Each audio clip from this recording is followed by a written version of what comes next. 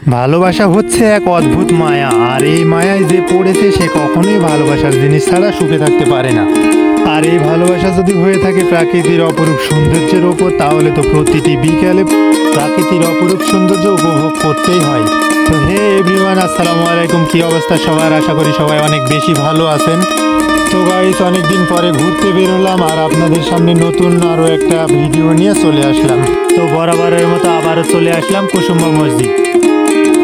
কুসুম্বা মসজিদ বাংলাদেশের নওগাঁ জেলার মান্দা উপজেলার কুসুম্বা গ্রামের একটি প্রাচীন মসজিদ।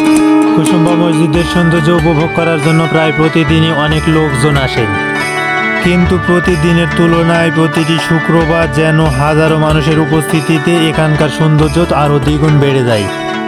তো গাইস, দেখতেই পাচ্ছেন আসলে অনেক লোকজন, ঘুরতে অনেক ভালো লাগছে। কুসুম্বা দিঘির পশ্চিম পাড়ে পাথরের তৈরি ধূসর বর্ণের এই মসজিদটি অবস্থিত। সবচাইতে মজার বিষয় হচ্ছে বাংলাদেশের 5 টাকার নোটে এই মসজিদের ছবি দেখা যায়। দেখতে পাচ্ছেন গাইস, পাথরের তৈরি এই মসজিদটি অনেক সুন্দর, যার দৈর্ঘ্য হচ্ছে 18 মিটার এবং প্রস্থ হচ্ছে 13 মিটার। মসজিদের দেয়ালে অনেক সুন্দর সুন্দর জ্যামিতিক নকশা এবং ফুল লতাপাতার নকশা এর সৌন্দর্য যেন আরও বাড়িয়ে তুলেছে। তো গাইস, দেখতেই পাচ্ছেন সামনে এই ছোট্ট সোনামণিটা অনেক সুন্দর করে ছবি উঠাচ্ছে মনের আনন্দে। আর এদিকে অনেক লোকজন, আসলে ঘুরতে অনেক ভালো লাগছে। পাথরের তৈরি মসজিদটা আসলে অনেক সুন্দর, যতবার দেখি ততই ভালো লাগে। তো গাইস, এই মসজিদের আরও একটি নিদর্শন হচ্ছে মসজিদের ওপরে বড় বড় 6টি গম্বুজ রয়েছে, যা মসজিদের সৌন্দর্য আরও বাড়িয়ে তুলেছে। মসজিদের সামনে অনেক সুন্দর একটা দিঘি দেখা যাচ্ছে, আর এই দিঘিটি কুসুম্বা দিঘি নামে পরিচিত। তো গাইস, সামনে দেখতে পাচ্ছেন অনেক সুন্দর করে দিঘির ঘাটটা বাঁধা আছে, আর এখানে অনেক লোকজন এসে দিঘির সৌন্দর্য উপভোগ করছে।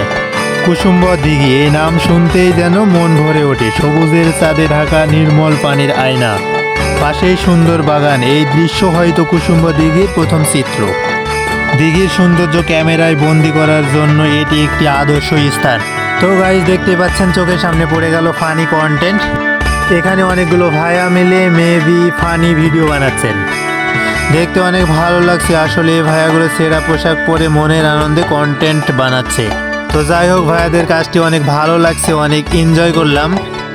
তো গাইজ, আমরা এখান থেকে বের হয়ে গেলাম, আর মসজিদের পশ্চিম পাশে নাকি দোলনা বাড়ি। ওয়াও, এ ভাইয়া দুইটার তাকানোটা অনেক জোশ ছিল।